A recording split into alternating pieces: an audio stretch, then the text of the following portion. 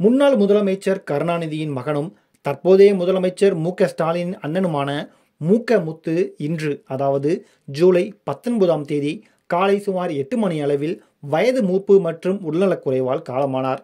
அவருக்கு வயது 87. மு.க. முத்து தமிழ் திரையுலகிலும் தமிழ்நாடு அரசியலிலும் ஜொலித்திருக்க வேண்டியவர்.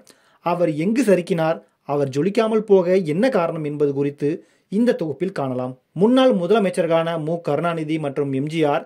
திமுகவில் இணைந்தே பயணித்த காலகட்டம். எம்.ஜி.ஆருக்கு திரைப்படம் மூலம் கிடைத்த மக்கள் செல்வாக்கு என்பது படிக்காத பாமர மக்களிடத்தில் இருந்து மாட மாளிகையில் உள்ளவர்கள் வரை பரவி கிடந்தது. ஆனால் கலைஞருக்கு கிடைத்திருந்த வரவேற்பும் செல்வாக்கும் என்பது தமிழ் மொழிக்காக உயிரை கொடுப்பேன் என்பவர்கள், அடக்குமுறையை எதிர்ப்பவர்கள், முற்போக்கு சிந்தனை கொண்டவர்கள், ஆண்டாண்டு கால அடிமைச் சங்கிலியை உடைத்தெறிவேன் என்பவர்கள், பெரியாரின் திராவிட கழகத்தில் இருந்து கணிசமானவர்கள் மத்தியில் மட்டுமே இருந்து கிடைத்து வந்தது. அண்ணாவுக்கு பிறகு கட்சி மற்றும் ஆட்சி என இரண்டையும் கவனிக்க வேண்டிய பொறுப்பு கருணாநிதியிடமே வந்தடைந்தது. அவருக்கு ஆட்சியை காட்டிலும் கட்சியின் தலைமை பொறுப்பை யாருக்கும் விட்டுக் கொடுக்க மனமில்லை. அப்படி திமுகவின் தலைவராக மற்றவர்கள் யாராவது வந்திருந்தால் திமுக இன்றைக்கோ கரைந்து போயிருக்கும் என்ற எண்ணம் இப்போது திமுக தொண்டர்கள் மத்தியில் பரவலாக உள்ளது. எம்.ஜி.ஆருக்கும் அவருக்கும் இடையில் தொடங்கிய பனிப்போர் இறுதியாக எம்.ஜி.ஆர். அதிமுக என்ற கட்சியை தொடங்கியதில் போய் முடிந்தது. இந்த பனிப்போர் காலத்திலேயே தனது மூத்த மகன் மு.க. முத்துவை தனது கதை, திரைக்கதை, வசனங்கள் மூலம் உருவான படங்களில் கதாநாயகனாக அறிமுகம் செய்து அந்த படங்களுக்கு அவரே தயாரிக்கவும் செய்தார். மு.க. முத்துவை வைத்து கலைஞர் நடத்த திட்டமிட்டது என்பது சதுரங்க ஆட்டத்தில் சர்வ வல்லமையும் பொருந்திய ராணியை எதிர்த்து சிப்பாயை களமிறக்கியதற்கு சமமாகவே பார்க்கப்படுகிறது. ஆனால் இந்த ஆட்டத்தில் வென்றது என்னவோ எம்.ஜி.ஆர். தான். கலைஞரின் திட்டம் இங்கு எடுபடவில்லை. 1972ஆம் ஆண்டு பிள்ளையோ பிள்ளை என்ற திரைப்படத்தின் மூலம் தமிழ் சினிமாவில் அறிமுகமானார் மு.க. முத்து.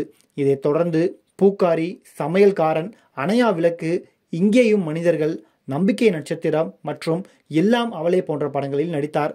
இதில் சில படங்கள் வெற்றியும் சில படங்கள் நஷ்டத்தையும் தவிர்க்கும் அளவுக்கு ஓடின. ஆனால் கலைஞர் நினைத்ததை போல மக்கள் மத்தியில் மு.க. முத்துவுக்கு செல்வாக்கு கலைஞர் நினைத்ததை போல கிடைக்கவில்லை. மாறாக திமுகவில் இருந்த கட்சி தொண்டர்களை பெருமளவுக்கு மு.க. முத்துவின் ரசிகர்களாகவும் மாறினார்கள். ஆனால் எம்.ஜி.ஆருக்கோ பொதுமக்கள் ரசிகர்களாக மாறியது மட்டும் இல்லாமல் அவரது கட்சியின் தொண்டர்களாக மாறினார்கள். இதுதான் எம்.ஜி.ஆரை மிகவும் பலப்படுத்தியது.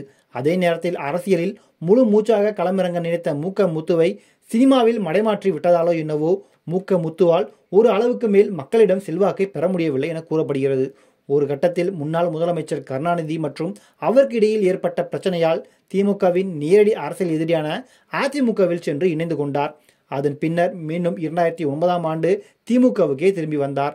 அதன் பின்னர் வேறு கட்சிக்கு செல்லவில்லை என்றாலும் திமுகவிலும் முக்கிய பொறுப்புகளில் அவர் அங்கம் வகிக்கவில்லை. இந்நிலையில் அவரது மறைவு திரைத்துறை மற்றும் அரசியல் வட்டாரங்களில் பேசுபொருளாக மாறியுள்ளது. அவர் தனது குரலில் பல பாடல்களையும் பாடியுள்ளார் என்பது குறிப்பிடத்தக்கது.